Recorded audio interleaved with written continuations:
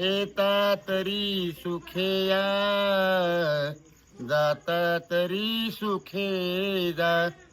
कोणावरी न बोजा, या झोपडीत माझ्या.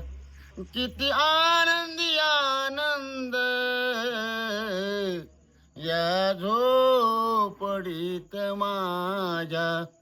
महाल आणि तिजोऱ्या, त्यातून होती चोऱ्या.